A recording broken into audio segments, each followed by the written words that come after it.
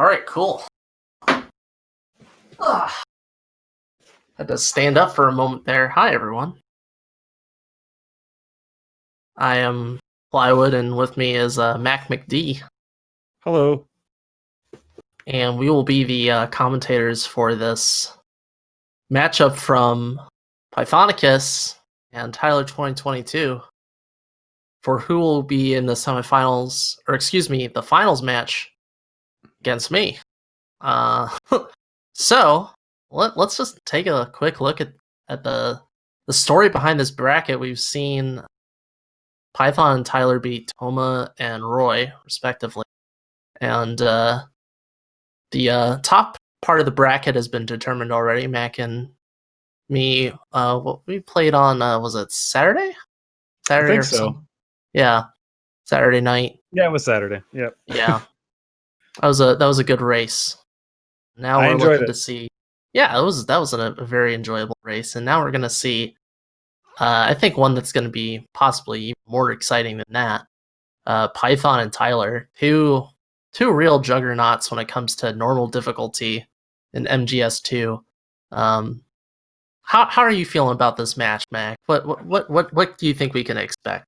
Well, honestly, like our race was pretty close. Your race with Raichu prior to it was an unbelievably close, but I believe that this matchup here may have the best potential for one of those, back and forth fights to the bitter end of this entire bracket. So definitely very curious to see how this one plays out.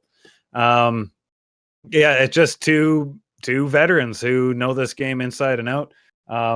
And most of us here have, well, at least anybody newer has watched Python's tutorial in order to learn this category in the first place.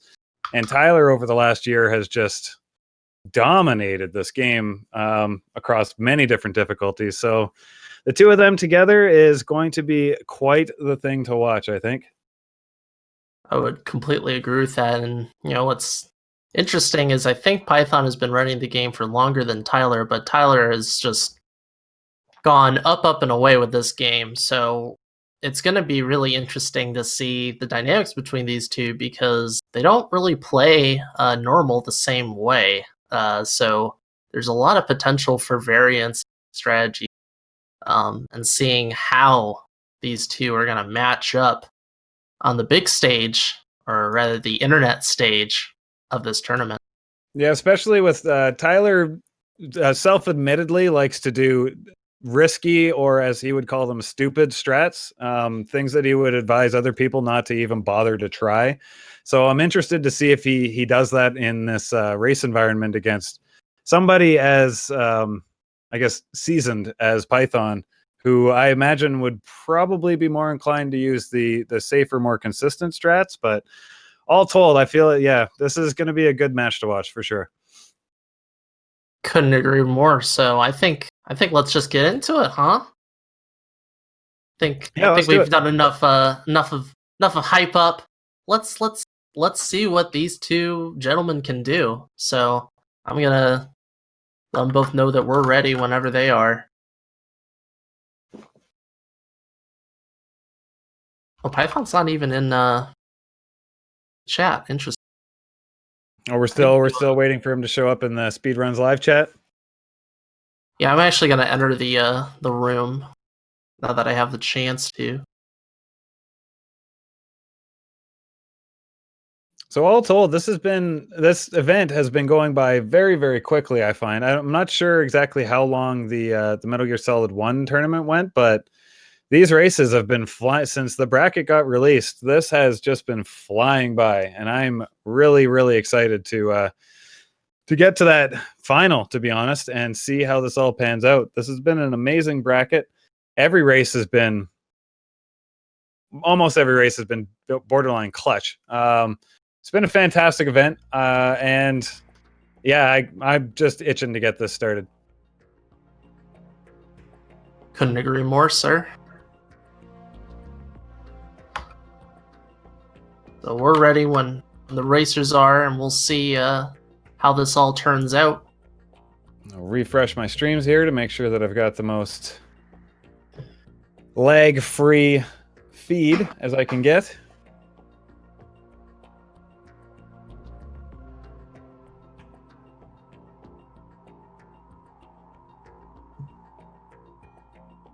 Tyler looks And ready, according to the both chat. racers are ready. We're about to start in a handful of seconds here. 5, 4, 3, 2, 1, go. Let's go. Let's go, indeed. And then there's that infamous delay between the go and them actually. Here we go. Now the race starts. It's going to be a little bit of a delay. There's a way for us in the future.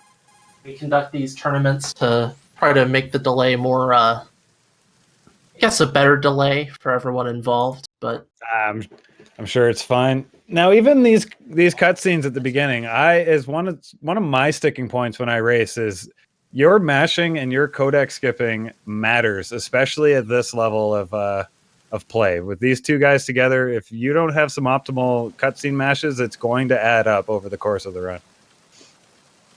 that is completely true. These little things can really determine who gets what, and looks so far they're pretty much in sync. I saw Tyler do a roll after that guard. I don't know if I've ever seen that before, but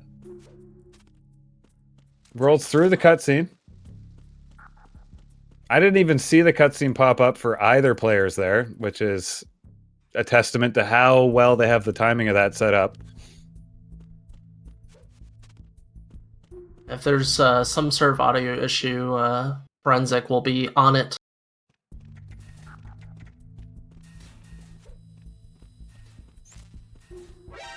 And really just a typical start for both of these runners. Yep.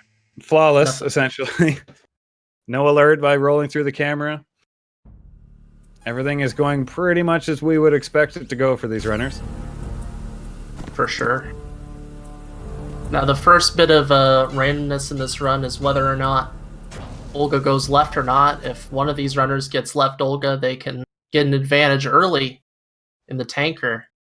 Keep in mind, the tanker is not the end-all be-all to this run. It can really determine your pace, but this is only about an eighth of the run or so. Yeah, both there's a runners lot got right. Both got right, Olga, eh? It's hard to watch both of them at the same time, I'm learning. Yeah, you have to have that exquisite talent of the eyes dashing back and forth. Yeah, I'm learning. I'm learning as we go here. You also have to... Oh, wow, Tyler with the fairly quick Olga. I got a little bit of dropped frames from Python on my end. Yes. It looks like Tyler's coming out of that ahead. Yeah, it looked like Python missed one of his shots. That caused Olga to walk around a little bit more, so a bit of an advantage going into the next few minutes of tanker for Tyler. And again, as we said, this is minor difference between the two runners right now. This could go either way easily. Like, obviously, we're just starting with the run, but yep, there's plenty of errors to be made or clutch moments to be had. Tyler actually taking a safe strat with the camera, shooting it out. Let's see if Python decides to take it well. And we rolled into the wall, but he's the opposite way I would have expected that to go. Personally, I thought Tyler would have done the risky strat. Yeah. Already a difference between these runners. Tyler taking it safe and Python saying, I need to make up some time after that Olga, and he kinda almost failed it, but he got out of that. It was definitely a clencher, if you will. But he got out of it.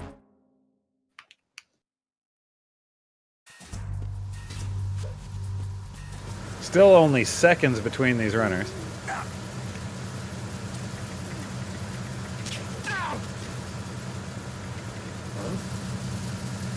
And I want to reiterate to everyone, we've brought this up before in previous matches, but Tyler, when he picked up this game, it was about a year ago, and he was as noob can come with this game, even though he really liked the game. He watched Jaguars run at AGDQ and was inspired.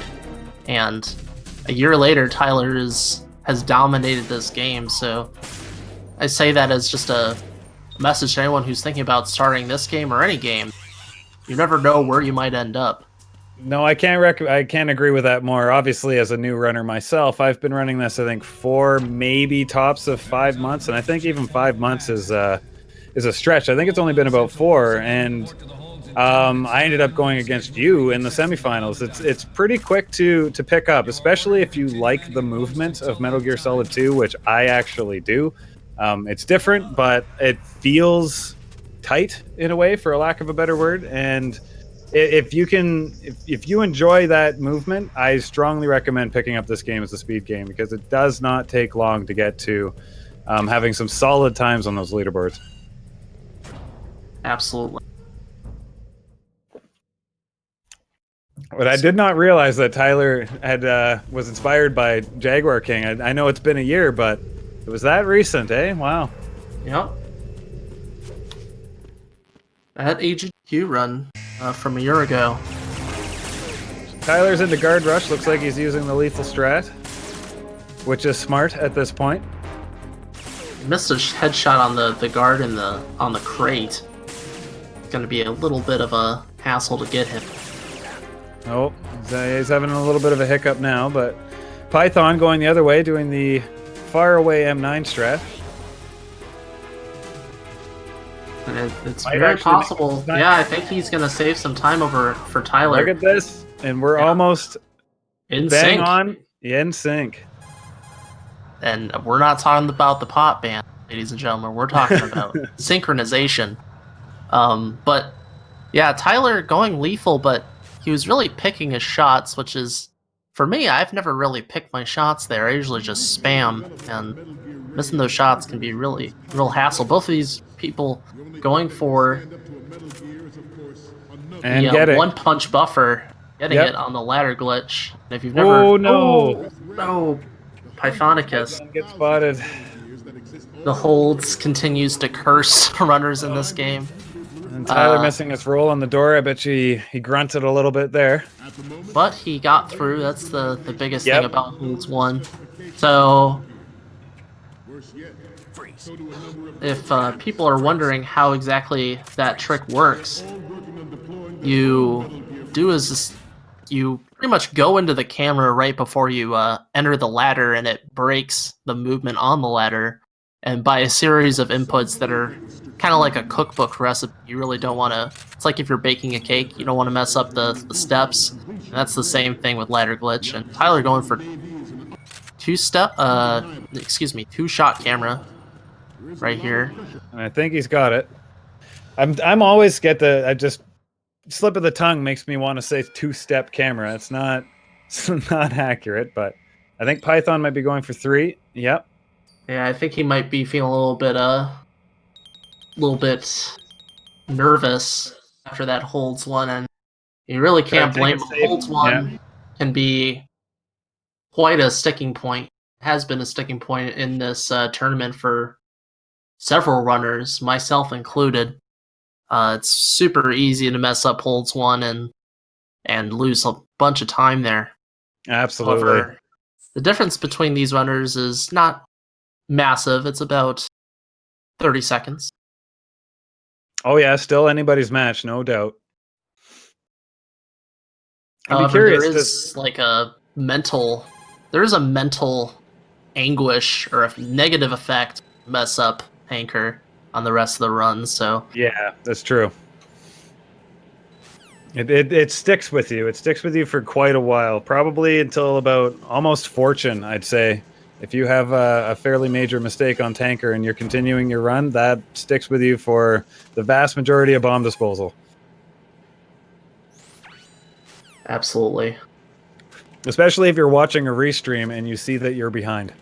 And then there are 2 weird dudes talking about how you made a mistake. I mean, like that would make us so.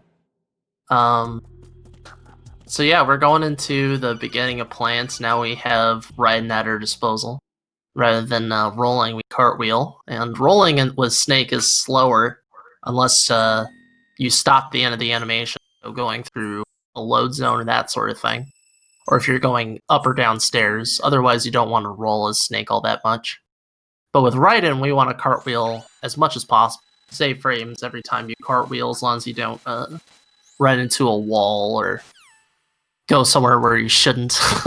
Which will happen. It will happen a lot, and it never gets easier to deal with. Yeah, you just sort of get familiar with how to handle your analog stick in this game to be able to get those nice lines with cartwheel. And Tyler going for the murder strat, getting kicked in the face and cartwheeling right over that doofus. He's down for the count on the forklift and the teabag for good measure. Doesn't lose any time though, because he didn't get an alert. But he's not picking up the ration. Tyler is very confident in his gameplay. Let's see what Pythonicus does. Looks like he's going to do the caution strat, where you distract a guard and go onto the elevator that way. Let's see how he handles it.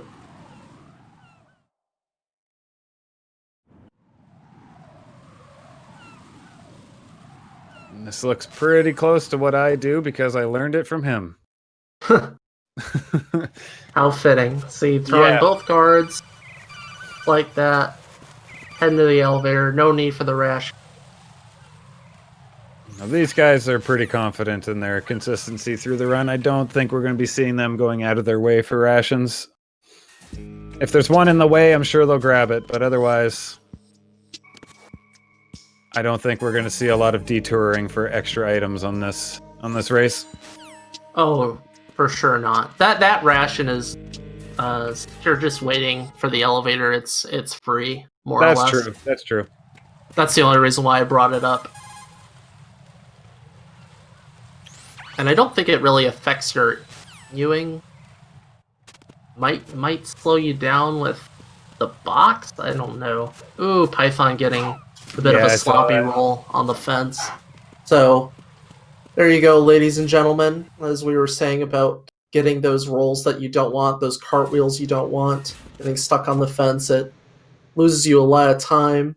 Even though you can save frames with the cartwheel, that's just kind of how this game goes. You try to save little bits of times, and if you mess it up, it's very costly. Yeah, even certain doors you can roll into to trigger the door animation quicker, but sometimes if you don't hit that door quite right, it doesn't trigger the door animation. You have to wait through the rest of your roll. It would have been faster to just run to it, and then you're swearing. It's you gotta take the hits with the benefit. Like rolling is almost always some sort of a risk. Some of them are riskier than others, obviously, but if you got a straight line and you're not rolling, you're losing time. Some of these higher level players are trying to get rolls in at in tricky situations around corners, etc. And if you don't quite get it right, you're just losing time. Very correct, sir. Looks like Tyler's going to be going for the alternate bomb route, as we've been calling it lately. Yep, clockwise bombs, reverse bomb order. There's different names for it, but the basic premise of this route is when you end the Stillman cutscenes, you're going to go right to strut D. Typically, the old route, the standard route, same route we use in a European Extreme and Extreme, you would go left, and so you would go back to strut B first. We're going to see this difference between these two runners and see who is going to have the faster bomb disposal. It looks like Python's going to be going counterclockwise. Personally, I like the counterclockwise route only because I get to pick up an M9, and that's kind of my safety crutch. When you're doing the clockwise bomb route, you do not pick up an M9, so you're using lethal strats through the whole run. But once you learn them, they are demonstrably faster. If you can pull it off, then going clockwise is the faster route. Yeah, and there are some benefits besides potentially saving time. You get the box earlier, which means you never really need to deal with the EF bridge, which is a huge pain in the butt for a lot of people. And Tyler getting that nice swanky cartwheel right into that guy, and if he doesn't get that, what he would do, he would turn around and shoot that guy in the face. but a very nice approach by Tyler, getting that strat that he so desperately wants. Now he has got to deal with this guy. Give him a cartwheel. Unfortunate. He should be able to make it before an alert. Yep. Yep, because he has to move away. I think the way the AI is, it's like, well, I got knocked down, I better move because I just got knocked down. And it's the same situation at the very beginning of the game. The tanker, the guy sees you, and he's like, oh, I gotta go call this in. So rather than shooting you or whatever, he walks right past you as you open the door. The AI in this game, it's better than MGS1's AI, but they are still easily manipulable. Yeah. So at this point, it's going to be very difficult to see who exactly is ahead until we get essentially to the last bomb. With that said, if there are any fairly sizable time loss mistakes, we could probably assume, as I believe this route saves 15 seconds. Plywood might know the answer to that better than me. That's a pretty good guesstimate. I mean, you save like 7-ish or something along those lines by not picking up the M9 period. So right. I mean, it really comes down to your execution. So Tyler, if you look at, there's really only 2 people that do this route on normal. That's Tyler. I mean, we have like some route variations on the rooms. His strut D is a bit faster than mine, but it really depends on how you approach it. And also, like strut E, you could choose to pick up the box on the first floor rather than helipad. Right. This is going to be a little bit different in terms of how you approach it. Python looking like he had to reposition on his strut A bomb. That's not ideal. It's nice to get into that position straight out of your crawl, but it is not a guarantee by a long stretch. But it was only a 2-cycle having to reset up for that, so not the worst. And the same could happen to Tyler. It wouldn't be unprecedented. So we're going to see these 2 runners cross in strut F, which pretty much means that Tyler's in the lead currently, since he's only has 2 more bombs to go, and he's finishing his bomb, and Python still needs to take out the strut F bomb. Oh, and Tyler getting hung up now with a roll on those boxes. That's a tricky one. That cartwheel is very tricky. I don't go for it because like you have to like perfectly line yourself up for the door. I do on very easy, but that Python with the alert. Oh no.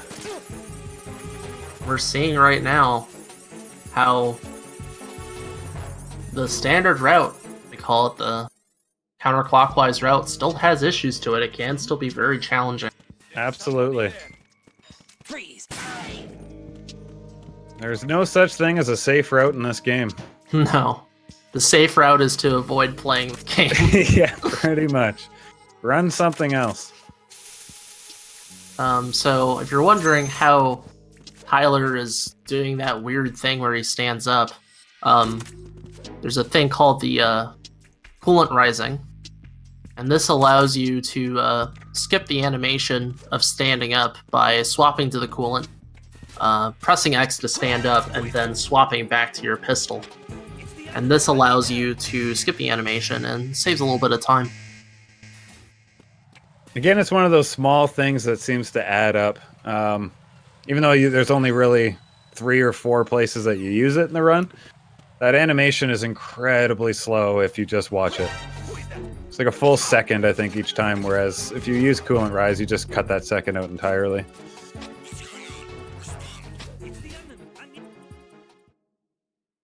Pythonicus having a little bit of trouble with the guards on his way up to the helipad, which is to be expected with an alert, but now that he doesn't have that ration, he can't really make mistakes until he gets to Fortune for that backup ration. Otherwise, he's in a bit of a pickle because I don't think he's going to sit around and wait for the bleeding to stop. When you got spotted by this guy as well. I guess the blood trail is what led him led that guard to him, because he seemed to be perfectly fast enough. Yeah, this is the representation of how this game, when you make a mistake, it can really cascade and domino effect into problems down the line. Absolutely. So he's going to be leaving a trail of blood with him until he can find a ration or get to the fortune fight, essentially, where he will have the chance to sit down, but that's... Or a bandage, but away. no one uses bandages in this run. Yeah, he can't take one shot. He shot once. That's curtains for Python. He'll take a continue. He's taking the bottom route. This is the safer route compared to top route. I like the top route because it feels kind of swag. I'm not sure how much time it saves. I saw Tyler do it, and I was like, I want to do that. It's a little bit faster. Not by a... That is definitely safer. Very clean. Come in, take out that guard, wake him up, I guess, with the coolant here. But Tyler is on his way to the final bomb in the Strut A basement. Is that what you would call it? The dock. Right. The Strut A dock. I actually thought you were about to say the final boss. Ooh, that's... I'm a little ahead of myself. Getting a little bit too quick. So that swag roll too. That roll I still haven't figured out. I'm just not bold enough to go for it. It's like you have to cartwheel at the very last moment. But to answer your question on why bottom route is a little bit slower is, so on the top, you see that you can like go across the, I guess you call it like the hexagon or whatever. Right. Pentagon. So you can like... Oh, and otherwise you're running all the way around the outside. Exactly. Gotcha. That's why you save a little bit of time, but... And there's that shot he couldn't take, unfortunately. Python takes a continue. Yep. On the bright side is he will have more health and no alerts to deal with going forward. Sometimes taking a continue is in your best interest, depending on what kind of unfortunate circumstances happen. He decided to go forward as far as he could without doing so, which is fair. We made it to almost to Strut C. Not bad with a sliver of health and a blood trail. Yeah, I think the issue, he messed up his inputs or forgot about equipping the box to avoid getting shot by that guy. The box in this game is pretty overpowered. If you go into a box, once a guard spots you, they will not shoot at you. They will just turn around and go on their radio. And this is a excellent way to avoid taking damage. Not quite as important on normal, but on the harder difficulty, you definitely want to use this little exploit of the game mechanics. Yeah, and if we want to get into AI works.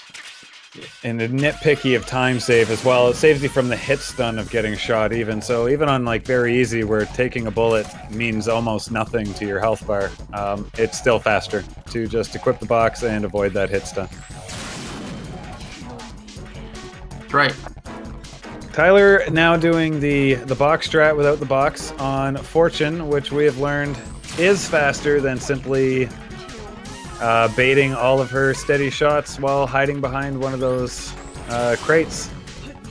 It seemed faster when it was timed on, I think it was one of the previous races. It might have been, I don't remember. Anyway, Raichu timed it during a race, and it turned out that this strat is actually faster, even though Fortune fires fewer shots. By like 15 seconds, which is not insignificant. No, it's not insignificant at all. This seems like an auto-scroller, but Tyler pretty much taunting Fortune by standing in place and watching her miss. For anybody brand new, you cannot do damage to this boss. The only thing you can do is essentially avoid her shots until she runs out of ammo, or quote, runs out of ammo. In any event, until Vamp comes down on the elevator and ends this fight, this quote-unquote fight. So basically, we are approximately one full Fortune fight between these two runners here. Python with a little bit of menuing issues there. Otherwise, he's got his final bomb done. Yeah, Python. Tyler is on his way to Fat Man. Python is gonna have to have a very clean mid game to try to bridge the gap between him and Tyler. Because first 20 minutes have been a bit punishing for our boy Python, but we'll see what he can manage as we go towards Fat Man. And Tyler getting that nice clean chaff pickup. If you're wondering why that's spooky, it's because there's a claymore there, so you have to be very good with your movement to avoid hitting the claymore. I am very familiar with that claymore. Yes. We are good friends. We say hi on every run. And the reason why Tyler equipped the box there is not just for comedic value, but you actually have a tighter turn radius with, or I guess you call it a radius, I guess turning angle with the box equipped rather than just running around. I think turning radius was appropriate, and Python using the iframe with the pistol iframes on the Fortune fight. I think this is a common strat on the harder difficulties, Extreme and European Extreme, am I correct? Yeah, this is a pretty common strat. You can still do the box strat, but a lot of runners prefer doing this. And Tyler accidentally, I think he shot, so there's a strat and strut F, not hard to say, when you don't have the M9, where you use the handgun to force a guard to make a call, but I think he shot the gun just a little bit too early and it caused the alert before he could get in the door. You got out of it with only one kick to the face, though. That could have gone worse. Yeah, that could have gone much worse. It definitely helps. It gives Python a little bit of an edge. One more thing to help him catch up, for sure. He wants Tyler to make more mistakes like that at this point. And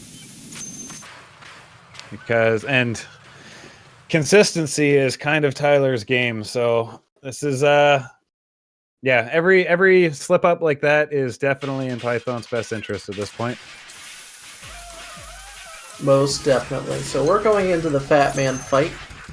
And oh, Tyler didn't quite freeze the bomb entirely. That's gonna cost him a little bit of time. And we see Tyler go for the lethal strat. Python actually goes non-lethal with Fat Man, which can potentially be a little bit faster than lethal. But we'll see how Tyler handles this fight, and seems to be nailing his double shots on that fat dome not too badly, and there you go. Picking up SOCOM bullets for safety, and finishing the fight with a pretty nice... He did get that bump. Yeah, 9 seconds, it's not bad at all. Nope. Nothing wrong with that fight.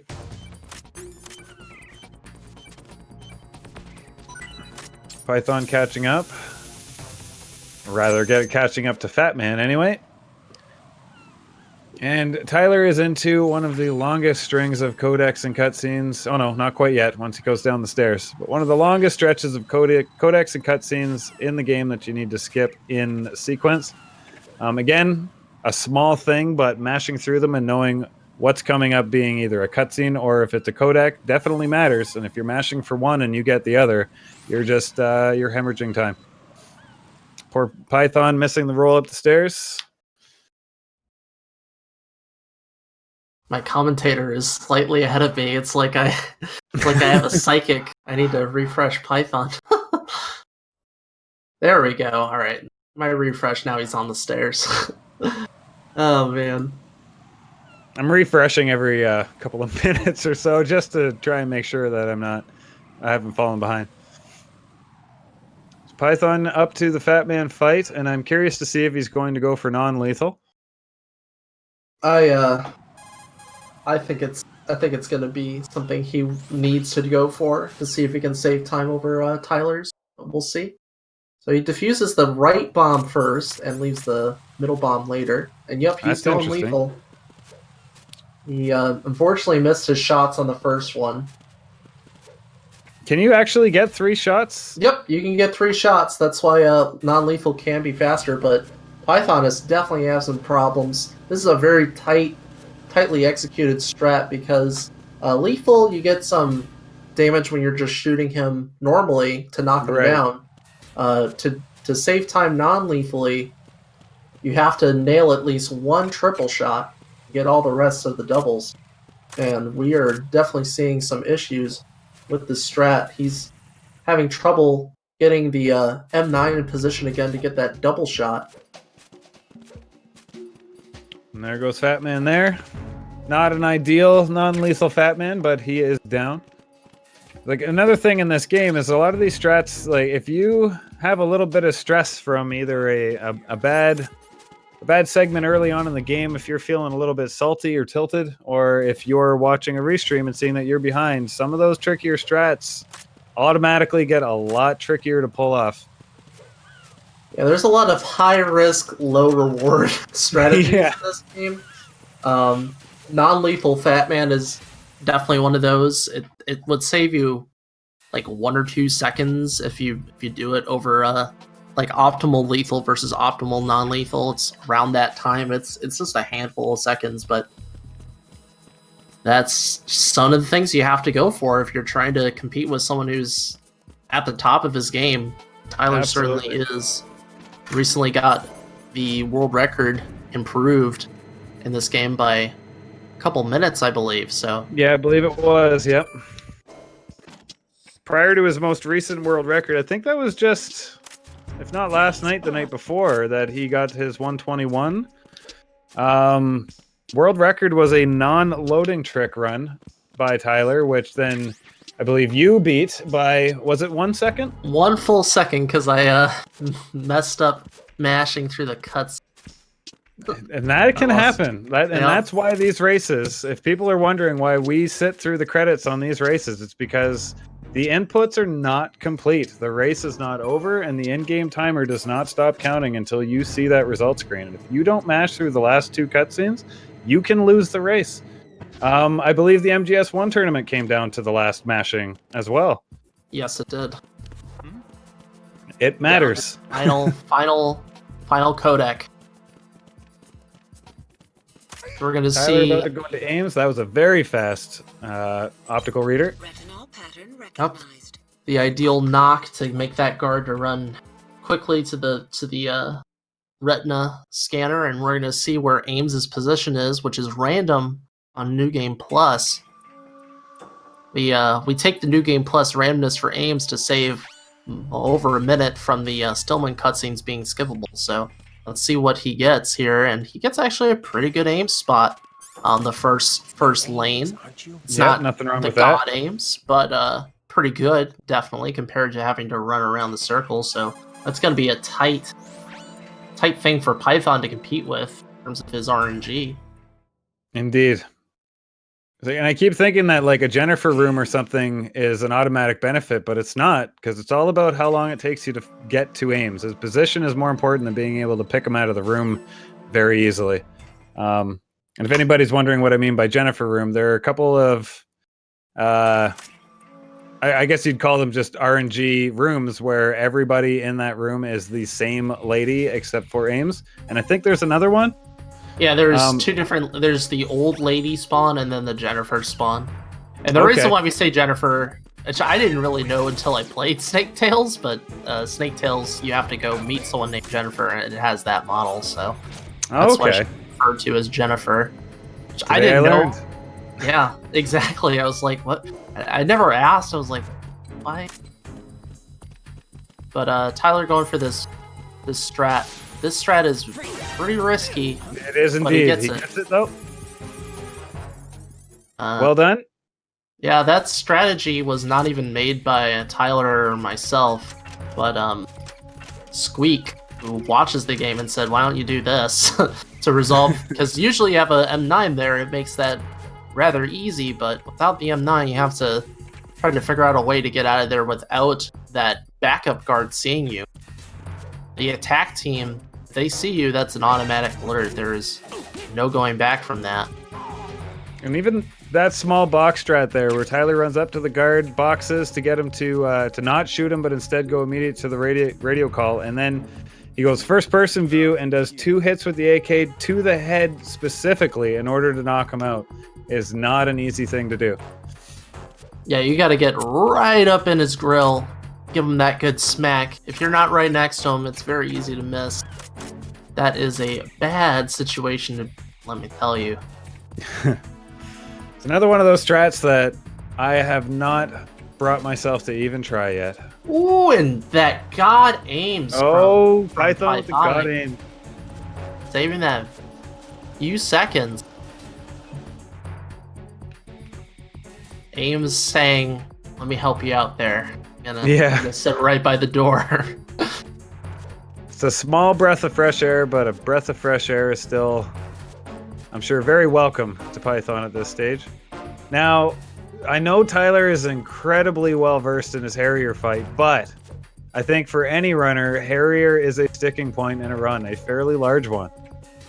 So we might be able to see Python gain some traction here if Tyler struggles for whatever reason. Yeah, you could miss one of these sensors, accidentally blow up the whole bridge. It could happen that Tyler misses up a 5-shot Harrier. He's very good at it, but these things can happen. It's a very tight execution. He's going for pure SOCOM for most of this, switching to PSG1 for the birds covering sensor, and now for the final Cypher. And he gets it. Very good Semtex. Yep, no issues here. Just moving right along.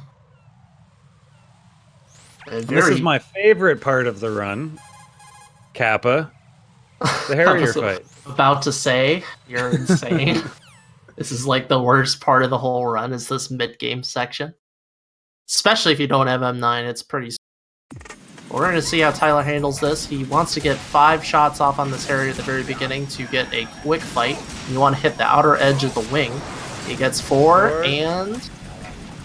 Oh, he missed it. Oh, no 5th shot. So this is not too big of a deal in terms of being able to get the faster Harrier where you run around, but still not ideal. No, I'm sure that still made him feel less than good. But he got that, so sometimes when you get the 4 shot, you get a little bit of a consolation prize. If he flies a certain way, you can get a 6 shot off on him, so you kind of break even that way. And getting both of those double shots die, very nice for Tyler. Harrier is very close to dead now. That's the benefit if you get 4 shots. Sometimes you get that extra shot. Exactly. And, save yourself a little bit of a hassle later on. We're seeing the reverse. Just a 3 shot. Didn't get his quick shot as he flew over, but this still is probably before missile spam. Or did he get it? Yeah, he got it. Which I've never seen it on the other side. Me neither. But he got it. He's just gonna then do 1 missile, and that's the Harrier. That's Harrier. That's a totally respectable Harrier. Yeah, I would be thrilled with that Harrier on a run. Let's just put it that way. That is very much, I wouldn't call that the ideal Harrier, but in terms of a race environment, that is quite good. And yeah, expecting more than that is asking a lot. Basically, the only thing he could have done better there was finish that fight before the missile spam phase, but 1 shot on missile spam, there's nothing to complain about there. Yeah, that's totally nice, and Python's got a tough act to follow. He's going to have to get 5-shot Harrier and a similar situation, his execution, to see if he can edge Tyler in any way. Getting that zoom out shot, I always get nervous when I see that no zoom Cypher shot. Yeah, me too. I always zoom in. It makes me feel a bit safer. Yeah. Not playing with that Cypher. That's the sketchiest one. Yeah, I always go Cypher first, but the fastest route apparently is to Cypher near the end. And Tyler having a pretty smooth strut out perimeter, getting that knock to distract the guard so he can walk on by. Oh, I wasn't watching Python's fight. He got 4 shot, it looks like. Yep, he didn't get that 5th shot. Same shot that troubled both of these runners. But he could get a very similar Harrier. Yep. Don't think that one's going to connect. Oh, it did. Nice. He got it. Oh, fantastic. But he's not going to be able... die shot. Yeah, so the die shot, in case people are like, what the heck are you guys talking about? You have to be in a certain position and let the cutscene play out for just enough time, and then mash the shoot button, and you'll be able to get 2 shots off there rather than 1. And we saw Python get at least 1, which is nice. Ideally, you get 2. Let's see if Python's going to do this. Oh no, he didn't get it, but he's going to still be able to do some nice damage before the Harrier Absolutely. goes missile spam. Oh, I missed the hook shot. Yeah, that shot went straight into the strut. I would be very surprised if this fight left missile spam, but it could happen. It's happened to me. You just need one more shot. I think he's got this. Should be fine. These missiles. Oh, no. This is the real trouble of this fight, is the missiles curving in ways you don't want them to curve, but and the Harrier darting away from your missiles when you're in that phase is also incredibly infuriating sometimes. Oh, absolutely. If you miss a shot, the missile could potentially just spin around in the air and really waste your time, because you want to get more shots in, especially if you haven't had a good start to the Harrier. If you have the Harrier fly off at that point, it's very, very costly. Yeah, that's been the cause of a couple of how should I say, profanitic terms used on my stream. That Harrier flying away from missile spam phase after having another, especially after having an otherwise decent start like a 4-shot and a die shot, is salt-inducing, to say the least. But Python got out of it without him leaving missile phase, so it's not the end of the world. Not a great Harrier, but the gap is widening. Now, I guess what we can hope for, not what we can hope for, but Python can hope for, is that Tyler unfortunately has a swim glitch similar to his world record run. Apparently, he struggled with it dramatically. It's not common, but it could happen. And that's, I wonder if, do you think Tyler's going to go for the swim glitch, Plywood? I think he's going to go for swim glitch. Oh, he missed the shot on the... No way! Oh, that's so rough. So you can save a little bit of time by swapping out of the Nikita. It's a similar trick you can do in MGS1 and Twin Snakes, but he was just a little bit off, and the electrical box did not get blown up. That's going to cost him a little bit of time. Shame. But thankfully, the president did not run into either Nikita missile and decided to end it by investigating too close to the live weapon. You know, curiosity gets the better of him sometimes. Yeah. Simply talking to the missile isn't sufficient. You got to go look at him up close and... Yeah. I need to investigate. What is this design? What is this thing flying? I'm sure it's not lethal. What are you doing? Python making it to the core as well of Shell 2. And he is on his way to pick up a Nikita launcher of his own. Yeah, now we're getting to the point where we'll see if how Tyler's going to play these next few minutes. These are very key minutes. That's going to determine his pace and whether Python can save any time as we go the Emma escort sequence. What we're going to see is the swim glitch, which the way this glitch works, kind of swim at the corner when you go start swimming, and if you do your inputs right, which I think you press left while pressing the swim button, you will start rising, and eventually you'll rise out of the water and be able to go out of bounds, swim in the air to the door where you fight Vamp. Ideally, this will save like 15-20 seconds, somewhere around there, but it can take a little bit to set up, so we'll see how Tyler handles the swim glitch. It is an infamous glitch that the top of top runners, when they're going for the best of best times, tend to do. Yeah, it's even the people who do it regularly and are actually half good at it don't like it. Nobody likes swim glitch, and here's Tyler demonstrating it right now. So he's mashing left as he runs into that glitch, and he's having a very, it looks like it might be a one cycle swim glitch, which is uncanny. Oh no! He swam back down. Yeah, he And didn't quite he's get that. abandoning it. He's swimming. I don't He blame said him at weird that about point. it. Yeah, if you mess it up like that, it's you're already pretty much losing time over just swimming to the exit. So unfortunately for Tyler, he said, "I'm abandoning this. There's just no reason to keep on trying. I might as well just start swimming at this point." And Yeah, I don't blame him at all. me neither. It's a race environment, and pride of it is not worth the time loss of No. trying again and again. However, Pythonicus now has an opportunity to save He time does. over Tyler.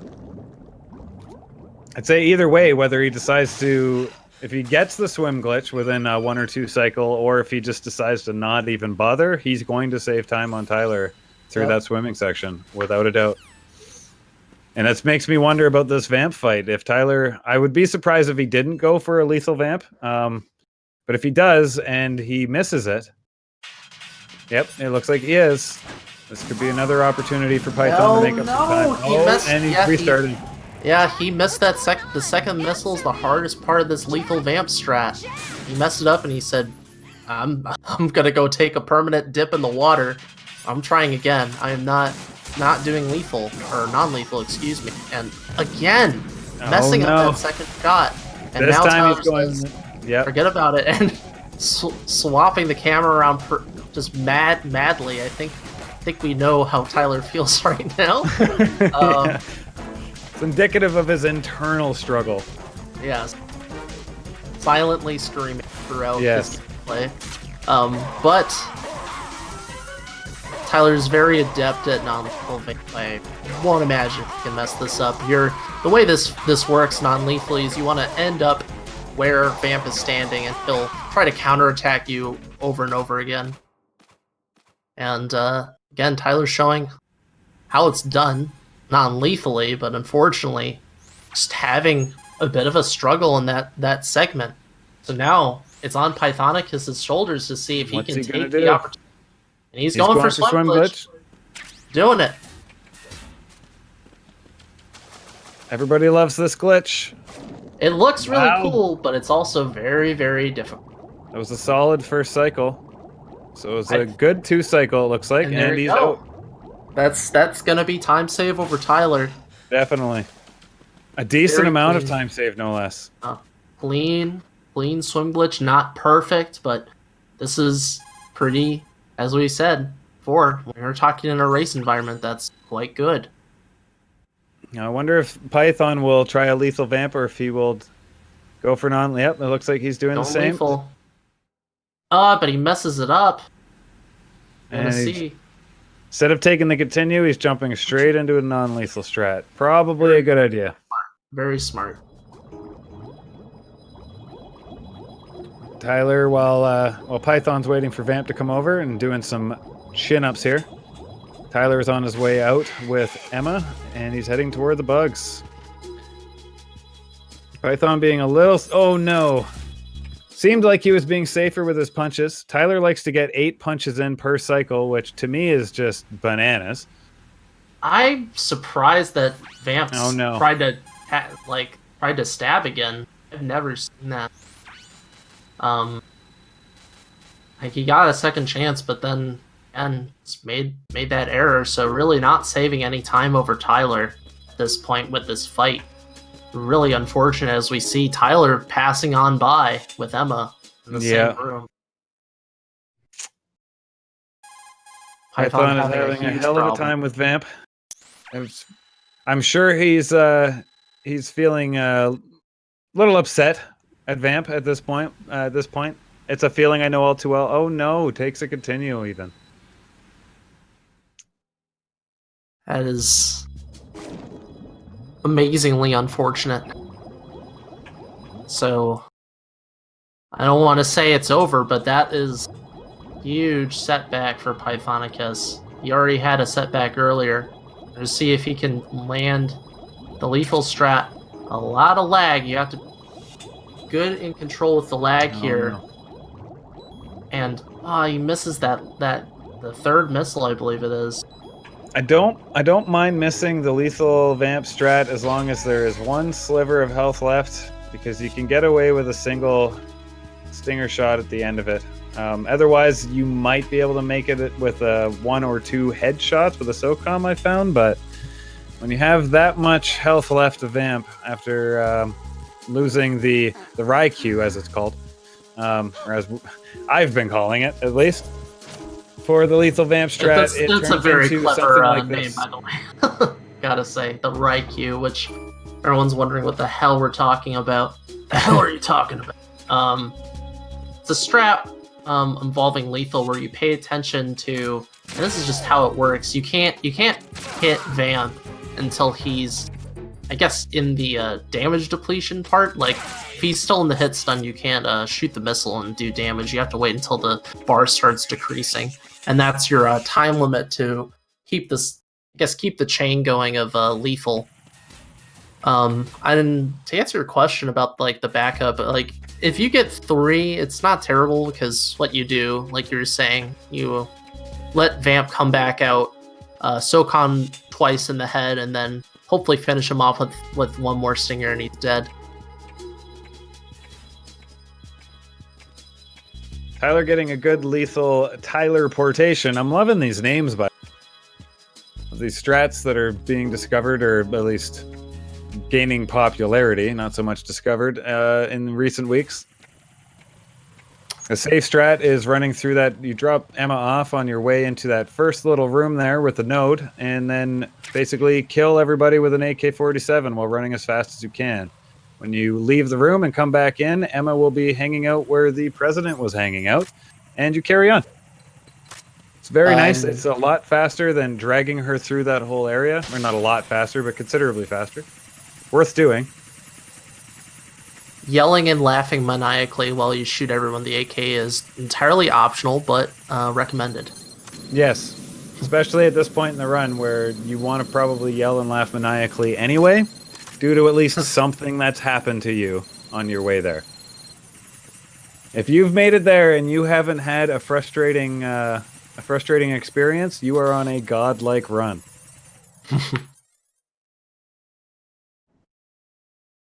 Tyler on his way to the sewage treatment facility. 2 guards and then a door, and we're into the MGS2 version of the Snake Eater ladder, which we just get to skip. No, I would say this is like the chase sequence at the end of MGS3. Oh, easy, I think yeah. that's even more boring than this. Arguably, as far as the run is concerned, I always tune out at that point of the run for MGS3. Not that I've run the game, but oh man, that sequence is so long. Oh, It's Python like a going for huge chunk of the the run. PSG1T there. Interesting. It's going to do a non-lethal vamp 2, potentially. I don't know. I mean, maybe he just went up for air. I'm not sure why he did that, because non-lethal is, by all accounts, worse for sniping section. You're going to lose time if you do non-lethal over lethal here. So it might have just been grabbing air after opening that door following swim glitch. Possibly. You didn't feel confident about making it through without getting Emma below the A in terms of her health. What I mean by that is once Emma's health drops below the A in her name, if I'm not mistaken, she will, when you let her go, she will want to sit down and complain about how she can't go any further, which loses time every time you have to grab her hand again. You should be able to make it through that swimming section without that happening, provided you don't hit any mines. Yeah, if you hit a mine, then you're going to have to go back up for air. And the other issue is if you take a mine, then her O2 is going to deplete more quickly. So, again, with the things that cascade, and Tyler actually messing up his... oh no! The first, I guess, silo, or... I guess I would call that a silo. I'm not sure what the fat pillar coming out of the ocean. Yeah, I don't know what you would guess. Pillar, giant column, I don't know. Yes. That thing. That thing. The first third of sniping section. So if you don't get the kills off quickly with the guards on the pillar, you're gonna have to lose some time because Emma is gonna stop moving forward. And this whole thing is about Emma moving forward, and if she ever stops, whether by a cipher or the guards, that is no bueno. Python was going for a little strat where you push Emma through the door rather than pull her through the door, and she will actually spawn further up in the next area, but he ended up missing it and having to come back and grab her again. Yep, at this point, Python is just trying to see what he can do, trying to make up any time. And again, messing it up. Really? It's a tough trick, man. This is a tough trick. The positioning needs to be just right, and Emma is missing. Where did she go? Maybe the president's room, maybe back at the elevator, but Emma has vanished into a singularity. Ladies and gentlemen, Emma has left the building. Is she actually soft blocked, or is she? I think he might have, because if he can't, so that is the risk of doing that strat.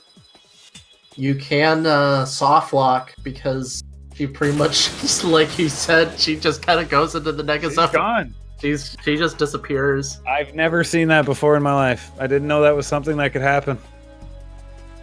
That is incredibly unfortunate, but I gotta admit, kind of funny.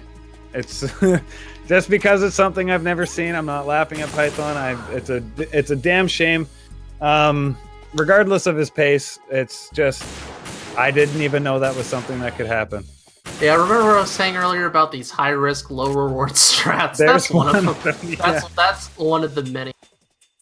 Wow. Emma's gone. On the bright side, I'm sure she's in a better place than getting stabbed in the back by Vamp. I wonder if that hurt less, whatever just happened to her. Vaporizing into non-existence. Now, continuing here, is that a possibility to bring her back? Is there any way out of this, or is this a full soft lock? From what you know? Yeah, I'm pretty sure that's just it. She has disappeared into the load zone, nega zone. She's just stuck between those two doors. Yep, forever. That's a damn shame. It is, and that's MGS2 for you, folks. That's MGS2.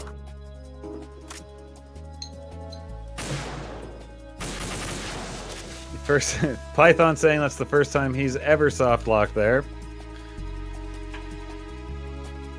And Tyler is just waiting for, I think he's on the final section of sniping. Emma's on her way across the last bridge, if I'm not mistaken. I was kind of glued to the bottom screen, to be honest, there.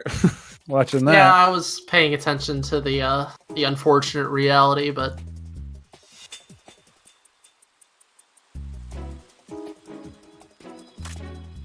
Okay. Well, back to the sniping section. Yes.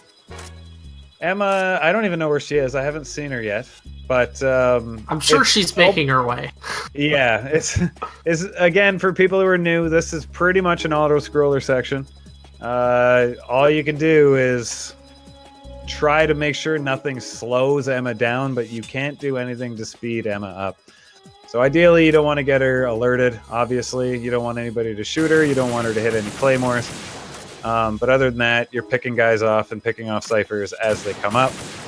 And silently screaming, because this is probably 2 minutes of the run that you can't do anything more optimally. And here we are to the Vamp fight, where the PSG-1 turns into a machine gun. Like that, Vamp is down. I just realized I had my audio down on the game this whole time. I love listening to those shots. Yeah, whenever I commentate for these races, I have the game on mute.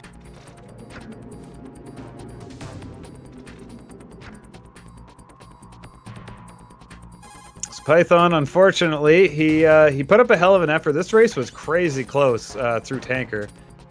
And then, oh yeah, I was going to say, it looks like he's just going to hang out inside Shell 2 core, but instead he's committed suicide, which is understandable. Yep, the world is kind of boned at this point, so I don't blame him. Tyler is getting incredibly close to endgame here. We've got Arsenal gear, a fight with a bunch of Rays, and a sword fight with Solidus. I do want to mention, though, not to curse Tyler's run, but there is another soft lock point in the run that can't happen on the HD collection on the credits, so we do have the possibility that both of these runners will soft lock. And I don't know what we'd do in that situation, actually, if we say Tyler soft lock second. But yeah, that's a tough call. Like you could argue that Tyler was ahead when the first soft lock happened, but nevertheless, it would be a controversial decision. Let's just hope it doesn't happen. How about that? Let's keep our fingers crossed for Tyler that his game doesn't decide to give him the same bad luck that Python ended up getting. And I'm liking this demo theater he's got going on with the original MGS1 snake model taking out Rays in the vein of Solidus. You remember me, don't you? Always an entertainer, that Python, even in defeat. High concentration of cerebral shoving that P90 right in that Ray's skull. Man, Solid Snake MGS1 looks pretty cool. He sure does. Yeah. It's a very epic cutscene that I don't remember from that game. Yeah, I don't remember Solid Snake having electricity coming out of his shoulders and saying "damn the Patriots," but yeah. Floating a P90 in his hand. Yeah, I don't think there was a P90 in that game. I might be wrong. Oh man, look at that! Oh my God, this is something straight out of Star Wars. They're bound to find you. Like, I thought this game had a meta storyline, but this just got out of hand. Yeah, I didn't realize there was literal magic. And MGS2 Solid Snake facing off against MGS1 Snake. And the story just became very bonkers.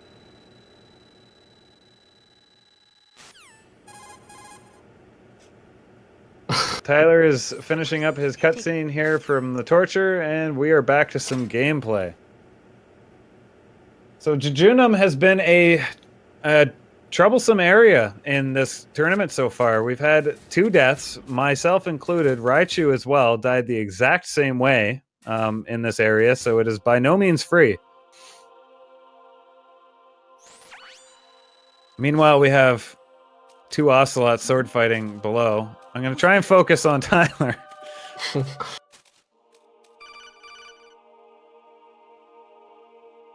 Curiously, I'm sure he'll take the, I don't want to call it risky, but the riskier strat of sneaking under that camera at full speed. Yep, he did. Yep, no problems. And this looks pretty smooth. I can't see much going wrong for him in here now.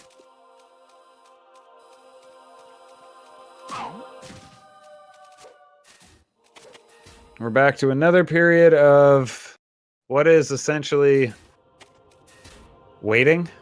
Auto scroller. I mean, you have to press the select button for the codec at the earliest moment, but besides that, it is what you see is what you get.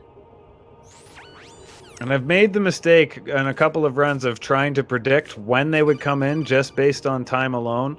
And I've been informed after failing that several times and accidentally answering no call, Tyler himself said, yeah, don't do that. Just don't, just wait for it and take the reaction time hit, because, yeah, it's not worth it, apparently. I'm sure in a perfect run, you could answer those calls the instant they come in, but it's incredibly difficult. There's no queue whatsoever. You're doing it entirely on feel. Yeah, the only one you can hold select for is the Rose Call. You can hold select for that one, but every other one... Oh, and the first one when you come in. The first and Exactly, last yeah. calls can hold select, but the other ones, you just go off of human reaction time. Another thing I believe it was Tyler who learned recently is that we used to all swipe through this room, assuming that you needed to swipe a certain amount of, not assuming, but it really seemed as though you had to swipe a certain amount of times. Oh, he's got Snake chasing him. He likes to do this on The runs. dodge. Swag. This is being trolly against Snake, just as Emma trolled Python. I still swipe constantly just for fun. You can do whatever the heck you want here. Yeah. As long as you swipe at the start. Yep, you need to swipe at least once, so the sooner you swipe coming into this scene, the better off you'll be. Otherwise, it's an auto-scroller. And you can play around with Snake however you like.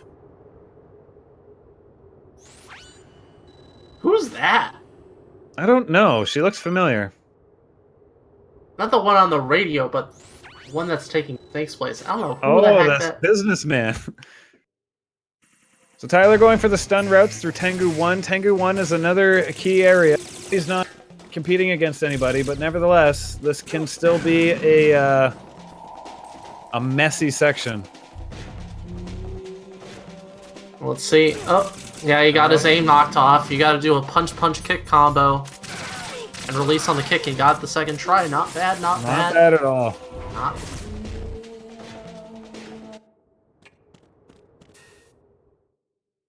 So apparently that can be done in a few different areas, but it either offers no time benefit or soft locks the game. Is that correct? Yeah, I think all the other places you can do that in this game, you just pretty much just walk through the door infinitely. Oh, lovely.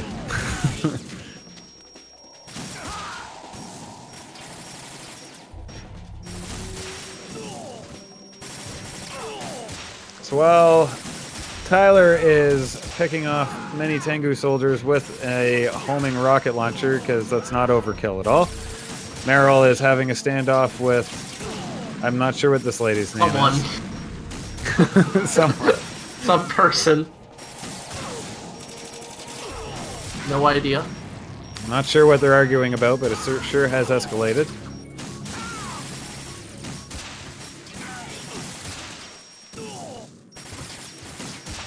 Tyler's Tengu 2 looks pretty smooth. Yeah, the big thing about this Stinger strat is, of course, aiming well, but you gotta be careful when Tengus come right in your face. You could potentially get some blowback from your own Stinger. The whole goal is to try to take out the Tengus that have swords, because those Tengus tend to be harder for Snake to take out. And unfortunately, Snake went with the USP, which is the worst of the two weapons he can pull out, the M16 or the USP. And Tyler's going to have to do some improv here, finish it off with the SOCOM. Yeah, if I ever get to the point where I run out of stingers, my improv game is not that strong yet. I tend to run around like a proverbial chicken with his head cut off here. Yeah, but this improv is actually pretty good. He's doing well. Punch a Tengu, shoot them to death. What you can also do is punch, then choke them out, but I can imagine that the SOCOM's a little bit faster. It came as a complete surprise when Ocelot discovered the S. And yet another auto-scroller. This one that Tyler is in actually continues no matter what you do, including menuing. I think the only thing you can do to actually slow this down is pause the game. And even then, your IGT would pause, so technically you wouldn't lose any time, but Solidus is going to tell you his story, and he's not going to let you stop him no matter what you do. Well, folks, it looks like we got a race on our hands. I'm getting some word that we're going to see if Python can finish Boss Rush before Tyler can complete the game. I like this. Now is the challenge. Now is the challenge. Can Python beat the game before Tyler can? This will end with a Solidus fight, both in both screens, will it not? Yeah. That's an interesting follow-up. Well done, Python. I like this. This just got very interesting. We're gonna see, can Tyler get through all these cutscenes and codex and the race fight for Python complete boss rush? Python's on Fat Man before Solidus to stop talking. You ran from it, and now you've been led back to war by something less. But he's got a ways to go before he reaches Rays, and Tyler's starting them right now. And Tyler knows these Rays.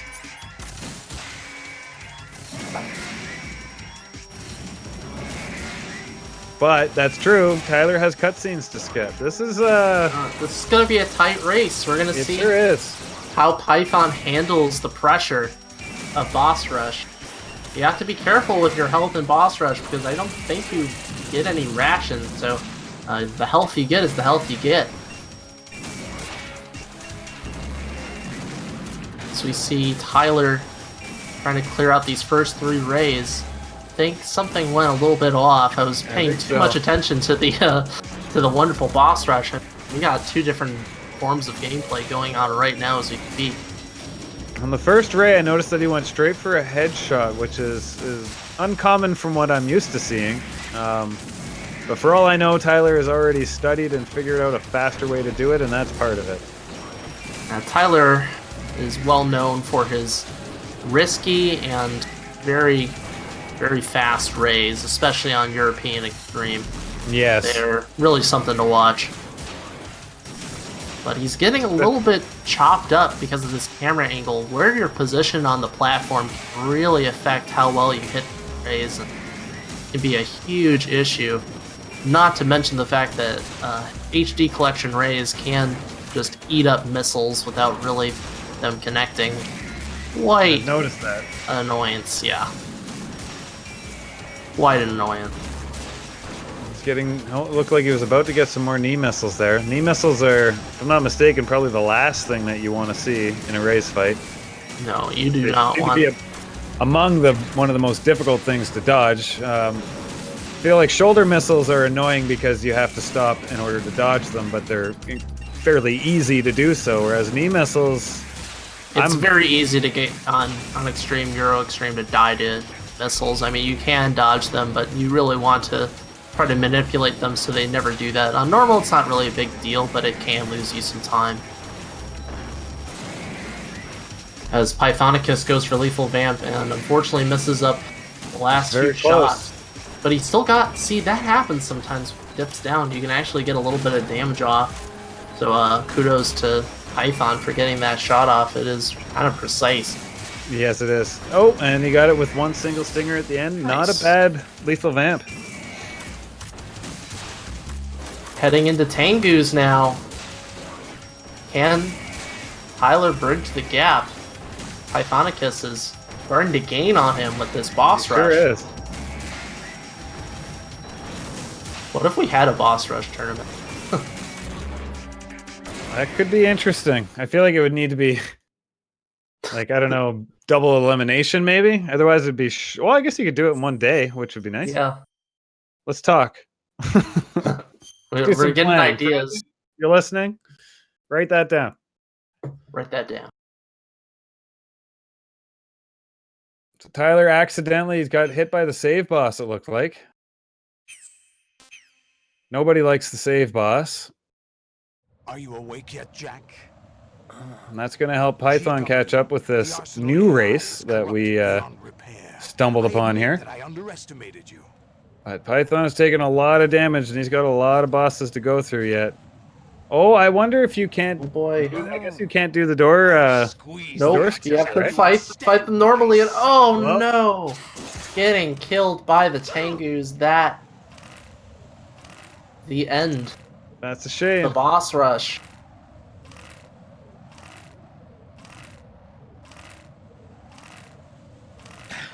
Yeah, he's saying he can't. He's never been able to do boss rush Tengu 1. I can't say that I have either. To be honest with you, the last time I did boss rush, I was probably in my teens, and I was surprised if I made it past Vamp. I love that vamp time of 16 seconds, though. Yeah. Felt like longer for some reason. Nah, I think you might just be imagining, sir.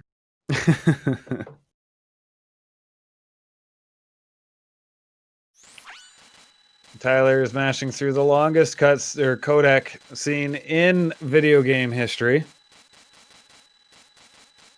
I'm a huge fan of this codec, but it is incredibly long and drawn out. Yep, it takes a while to get to Solidus here, but he's almost there. There. And we'll be at least interviewing Tyler. I don't know if Pythonicus will be up for an interview after the unfortunate situation of that run, but we'll see if we can get both of these competitors get an interview. Tyler is doing the alternative loop that is normally used with, I believe, punching and kicking on the harder difficulties. That has been found to work with the lethal blade. I guess the non-lethal blade would work for this as well. Yeah, you can do non-lethal. The same sort of approach, but it's been recent that this loop came to lethal, and you want to do lethal instead of non-lethal. Is there a particular reason for that? Oh, it was left a little early. It might do a little bit more damage. Okay. I might be speaking, but I believe that's why, compared to slashing him. But who knows? Maybe non-lethal actually is faster even on normal with the blade slashing, hitting him with the blunt edge of the sword. So it was almost a perfect loop until the very end there. Yep, and then he had to do the backup strat where you force him to do missile spam. And the whole thing about this loop is to get from his good side with his eye, and then to his bad side with his patch, and then just rinse repeat. I still find it amazing that it's that detailed that works. Like, yeah, you swing at his eye patch eye, he doesn't block it. GG Kojima and GG Tyler. As long as the creds don't freeze, that is a one completed run in this semifinal.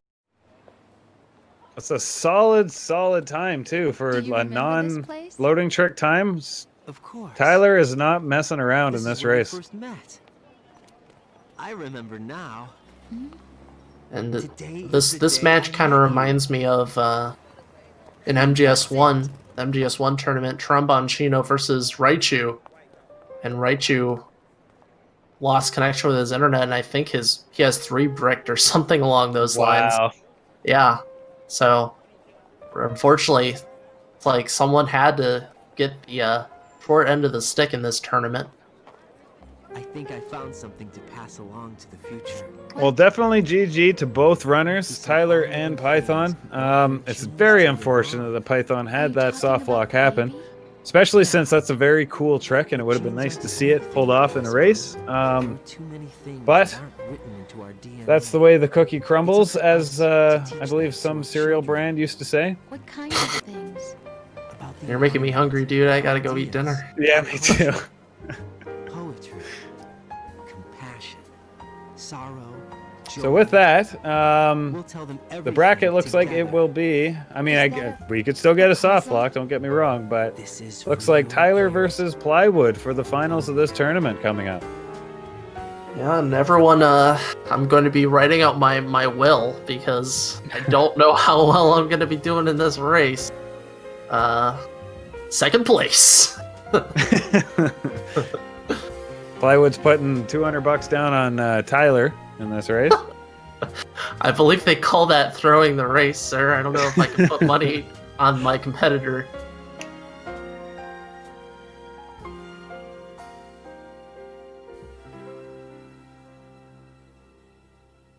We're coming up to the potential freeze point. Let's see if Tyler can clear it. If we can get some Bless RNG. And think, what am I made of? Am I full of credits are happening, when it'll happen. And so he's cleared it. It's like in the first few lines of her song. with love. That's when it can happen. I walk by myself on the Tyler, once again, at every point in every race, I've seen him calling out to the rest in peace for Carla White, Benny Dennen, and John Saigan. tomorrow will bring sun or rain. So I think we'll do an interview now since the race is over.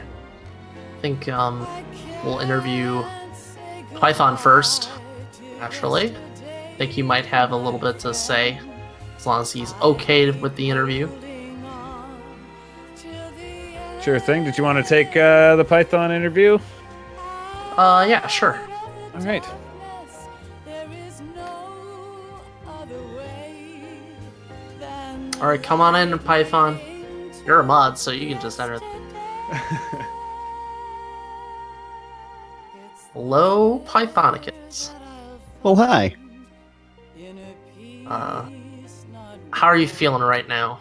I mean, I have to ask you bluntly, how are you feeling right now, man? I mean, it happens. This is the way MGS2 goes sometimes. I mean, couldn't agree more.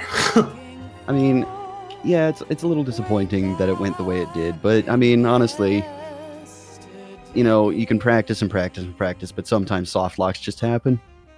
And even before then, you know, the vamp fight was joke-worthy. Yeah, there were a handful of rough patches in this run for you. Bomb disposal being one, and then that vamp fight definitely being the other, and then the final tic-tac-toe of that soft lock, sealing the fate. It was sad to see. Did you go for that strat just to see if you can save a little bit of time going into the end game? Yeah, kind of. Like, after dying to vamp, I knew I had to be, like, super behind by the order of minutes, so anything I could do to sort of at least even that gap out a little bit was what I was going for. I mean, honestly, I probably wouldn't have gone for it had I gotten vamp first try. Just because I knew that was a possibility that it would happen, but at the same time, you know, it's never soft locked for me before, and that's generally the same setup I use every single time, so it was kind of just, you know, whatever. It happens. So, just in case anyone is wondering what we're talking about, maybe you could explain why that soft lock can happen, or how it happened, so you experienced it yourself. Yeah, so there's actually 2 soft lock points with Emma, regarding bumping her into places that normally you would just kind of drag her down by her hand. The first is by those stairs, but the first set of stairs, rather. But we don't do that anymore with the teleportation thing, and so the only real obstacle in that left is that doorway. And if you don't push her, like, I'm not entirely sure how it works, but basically the way it goes is if you don't push her all the way through that door, like if she's like basically in the right spot in that door frame, she'll actually fall through the world, and she'll never return. All without a trace, and that can kill runs, as we just saw right there in this race. It is a risky strat that can potentially end in disaster. You don't get that push right. But I mean, in your position, I can see why you went for it, given how the race was going for you. So I noticed you had some issue with the bomb disposal. Got that alert in Strut F. How are you feeling about?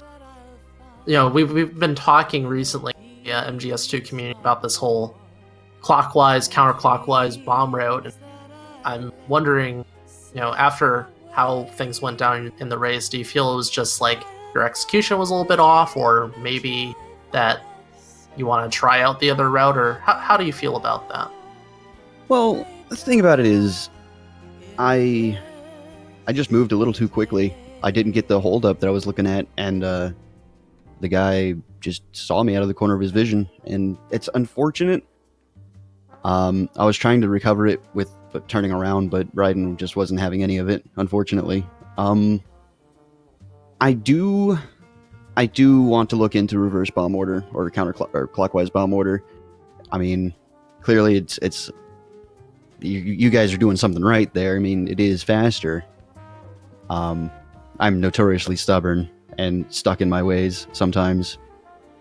But you know, I don't think that's really the reason this race went sideways for me. It's just a bunch of execution errors and things that I practiced that just kind of flew out the window the moment the race started. Yeah, this game can be a cruel mistress. One thing goes wrong, it can really just domino effect. But I don't want to make this interview entirely negative. I think your performance, both in and out of the tournament, was completely admirable.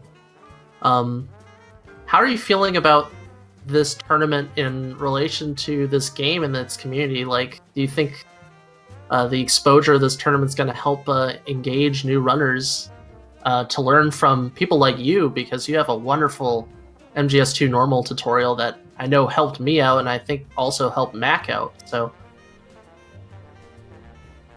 yeah, I think this is a really good thing, and it's been a whole lot of fun being involved with all of it. And you know, I can't wait to see like if and or when we do more of these events. I know we got the European Extreme one coming up at some point. But yeah, no, I'm real happy that we put this on. I'm real happy that it's a thing, and you know, I'm more than happy to help anyone who needs it coming in. You know, I try to be as open and available as I possibly can with new people, trying to pick it up and get their bearings. And you know, that tutorial, I put it up there, you know, hoping that it would help somebody, anybody. And I'm just real happy that, you know, so many people have actually gotten a chance to look at it and peek through it and kind of pick and choose what they get from it. You know, it's not an end all be all tutorial. It's just the route I use, and it's the you know, the safest strats I could possibly have, you know, pushed for it, just to get people started. You know, at some point, maybe either Tyler or I can kind of expand upon that and you know, get the clockwise bomb order in there, and you know, kind of just, that thing is ever expanding, and it's going to be it's a project that I'm continuing to work on. You know, timing comparisons for random different things and all sorts of other tips and tricks. But yeah, definitely, the tournament has been a whole lot of fun. Unfortunate that I had to kind of go at it this way, but you know, it happens, like I said. and I think you have a great attitude in thinking about it, because you know it can be a very frustrating thing not only to get continues in a run, but then to have the run just refuse to continue to be able to have that positive attitude, I think speaks miles about your approach and just your experience with this game, Python. So winding down the interview, I want to ask, what can we expect from your channel in the coming weeks? So I do have plans to enter the European Extreme Tournament, and I was never all that good at it to begin with. I mean, my time is like 7th on the boards with a 140 something, and it's like not big boss, which is a shame. And you know, I really want to push on that, get a big boss and get a decent solid time. And you know, there's that. There's, like I said in the last race, I do kind of want to get back into like casual, sort of just chill games. One in particular being like Hitman, because that's just a real fun time. So yeah, I mean, honestly, I can't tell you what to expect from my stream, because I can never expect myself. How mysterious! I never know what I'm really gonna do any given day. I just kind of go live and figure it out from there. Keeping us up in the air. I like it, man. And finally, anyone you want to shout out, give thanks to? Yeah, you guys on commentary, you guys did a fantastic job. I want to shout out Tyler for being ever the absolute madman that he is, just constantly pushing this game forward and forward, and especially its difficulty.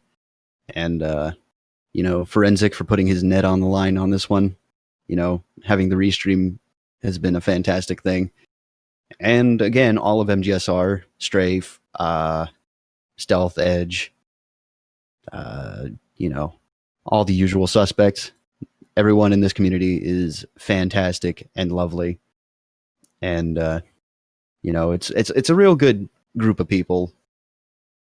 And one last thing I want to say is, if you ever feel like you want to, come by, get in the Discord, learn a game, or even just want to talk about the games, we're welcoming with open arms. And at any given point during the day, you'll find someone to talk to. I couldn't agree more. And Python, it's always a pleasure talking to you, my man. Great. I mean, even though the run didn't go as well as you planned for, I think you still had some excellent moments. I think that Harrier was pretty decent, except at the very end with the oh man, Harrier can just be such a trouble point with the missile flying off when you're trying to hit him at the very end there in the missile section. But that's just lots of practice hours. Harrier in general, before we knew about the whole 5-shot and how to make it consistent and whatnot, we were usually happy with a 4-shot. Right. So yeah, crazy how far this game has gone, really, especially on normal. But I think we're gonna let Tyler have his moment to talk to Mac. But thank you for talking to us, Python, and take care, man. Yeah, absolutely. Thank you guys for having me. Of course. What a class act, that Python. I know, right? And Tyler already jumping in. He's ready. I'm gonna let Mac take over interview authority here, and I'll be nice and quiet. Well, thank you very much. Tyler2022. How is it going, friend? A 126-11 in the semifinals of this tournament. How do you feel about that run, sir? I felt like everything was going pretty good up until about right after Harry. I mean, Harry was okay, but everything after that, I felt like it started going downhill. Like, I couldn't get swim glitch for the life of me, and so I just abandoned it, and I just did something else. And then Vamp, I had attempted twice, and I couldn't get it. I get this in, like, runs, or I get this in, like, practice 9 times out of 10, but in a race, I have yet to actually do both swim glitch and swim glitch and the lethal Vamp strat all together, and I'm kind of a little upset about that, and I mess up on a couple of other like key points in the run. But I mean, overall, it was a pretty good run. But like, to my standards, I just feel like that run could have been a lot better. And that's the key word there, is to Tyler's standards, because your mediocre run is still a run for pretty much everybody else's money.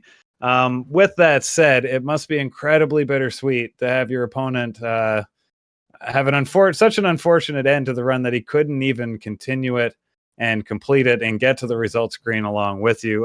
When you noticed that Python had unfortunately soft locked the game, what did that do to you mentally as you were continuing? Did you still drive at it as hard as you could, or did you start to kind of the exact same way?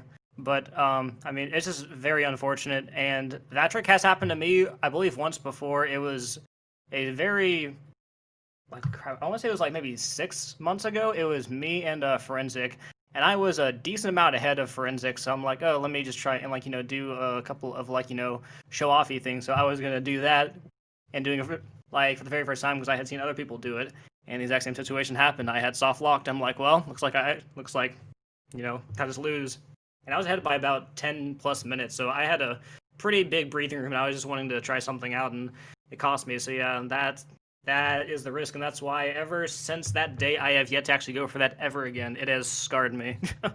I don't like doing that. It saves you time, but until I feel confident enough to actually do that every single run and just know that I could soft lock. I don't know. Like that just doesn't sit well with me personally. Just not a marathon safe strat, Not at basically, all. at this point. Well, that's a decent feelings on that. Your swim glitch. When I saw it looked like you were seconds away from a 1 cycle. Am I correct? And then pretty you much like a peeked 2 out cycle, over and over the top of the water, and it all went to hell. So that was my own fault because basically, like, if you get to a certain height, you can just kind of glide up there slowly but surely. And I was trying to do that, and my thumb had slightly slipped up and hit the up on the D-pad, and that causes Raiden to actually do that, where like he like comes out of the water, and then it's just a disaster. So I'm like, you know what? Instead of trying this again, since I'm in a race, I just gotta keep on going. So I just went and just skipped the swim glitch. I'm just like, screw it, just keep on going. I feel like that Instinct was a just kicked wise in. decision. Yeah. Yeah. Like swim glitch is one of those things where, again, for anybody watching, where if you don't have the confidence you can do it in 1, 2 tops of 3 cycle, it's not even worth attempting. The time save just isn't there. So, like Tyler said, if you didn't get it on the first go, just keep going, especially on a race. Yeah. Other than that, how were your rays? How did you feel about your rays? I know you usually wing them, but did you wing them on this run, and did they go well in your opinion on Tyler standards?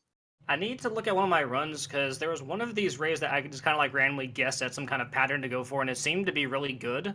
And so during this run, I went middle, right, left. I think if you go middle, left, right, that's a better pattern, and that you don't get those rockets coming out from the very right side one. Also, during the race, I don't know if maybe you guys saw it because I don't think that like I had heard the commentary say anything about it, but there was a point where there was slowdown because one of the rays was like, I guess, refreshing, quote unquote, and they were like opening their mouth, and it caused a lot of lag. And I was aiming at the ray that was right on the stage, at his right leg, and I shot the stinger. As soon as he became active, it instantly locked onto his face, and I'm not pointing anywhere near that. And I got super confused. That's why you saw me spam the stinger, because I was like super confused. I was like, why did it just go to the face? I was nowhere near the face. It was really weird, and I just need to clip it and maybe someone can see it and see if that can be caused some other ways, because I don't want that to happen, because that kind of freaked me out a little bit. I've never seen that before. But If I missed it, it's probably just because that's what my rays feel like all the time. Just kind of a, other than the first 3 rays, the rest of it is a what the hell's going on? Where am I looking? Who should I shoot? So, yeah. With that said, I know recently you just celebrated your 1-year anniversary of running this game, which is, again, what an achievement for this guy right here to be dominating the leaderboards. I don't think I'm being hyperbolic by using the word dominating the leaderboards after a year of running this game. After that celebration stream, what is next on your stream coming up?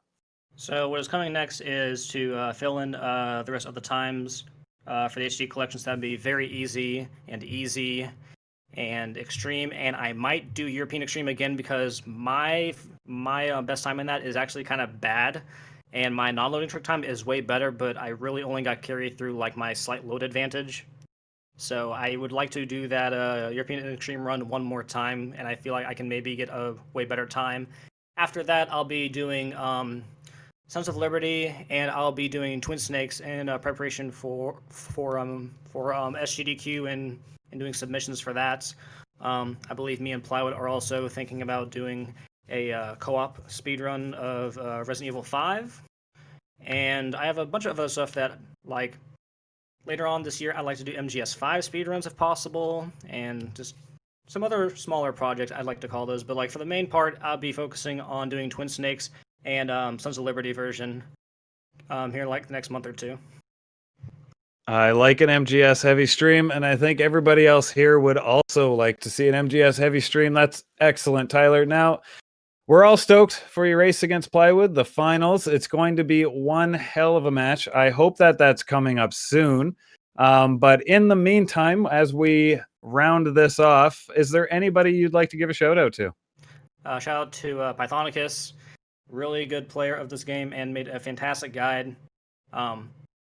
Like myself, I never used the guy myself, and I just kind of learned everything just by absorbing some strats and just by watching people. But I have watched the like whole tutorial, and it is a fairly detailed tutorial, and it's really good.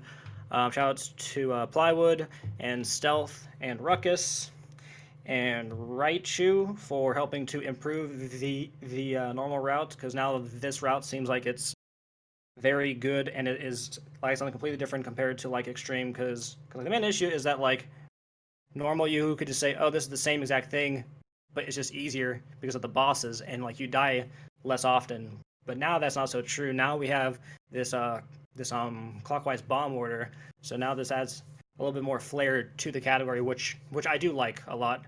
Shoutouts to Slade and Jaguar King for getting me into speedrunning this game myself. If it was not for those two guys, I would not be doing this today.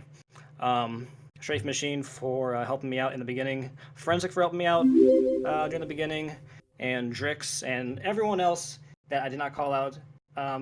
That is in the MGS community. All you guys are really awesome, and this is a great community, and I can't wait to like learn some more of these games and to try and improve myself as a runner, because I am not perfect by any means. But yeah, I think that's about it. In a similar vein, I'd like to also just say thank you for your contributions to runners such as me. Right when I first started running this game, you, from my second run ever to the world record holder in the category I was going for, you have been there to help me out every step of the way, no matter what questions I had. And I know you're the same with anybody else. So thank you for being a class act, for running in this and being such a great part of the community as well. And really looking forward to your finals race. Thank you so much. All right, Plywood, I think that is about it. Unless you have any input when we might expect the finals race, but we might be a little premature with that, right? Yeah, it could be as early as tomorrow, could be on Friday. We will have to wait and see. I have to get it all organized with the restream and Tyler, so we'll be just sit and wait, guys. It could actually be tomorrow. Could be Friday. Those are the 2 days I think Tyler's told me, because I asked him before the race, hey, if it's you and me, when do you want to do it? So that's what we look at. That's what we're looking at, guys. Beautiful. If you want to be notified of when that finals race is definitively, please, guys, check out the Metal Gear Solid Speedrunning Discord. Yeah, you will be notified of it with an everyone tag. You can't miss it, and I would strongly recommend you do not miss it, because it's going to be a hell of a race between Tyler2022, the winner of today's race, and our boy Plywood here, the delightful man who has been commentating with me on this race. And thanks to Forensic for helping produce and do the restream here, and thanks to my co-commentator Mac. It was a pleasure having you here with me in this virtual commentator booth. Being able to chat with you, man. It's always a pleasure. Nice way to mend the fence after the whole semifinals thing. You know, you gotta. Before gotta this, I hated you. I know. It was terrible. We were like, we gotta. Beautiful way to just bring tempers down and just say, you know what, we got to suck it up and we got to cooperate and chat here. But no, there's no hard feelings in this community, and that's what I love about it. Please, anybody who's thinking of running this game, do not hesitate. Join the Discord, bug any one of us. Come and run Metal Gear Solid 2 with us. Let's fill those leaderboards up. Cheers, guys. Have a great night.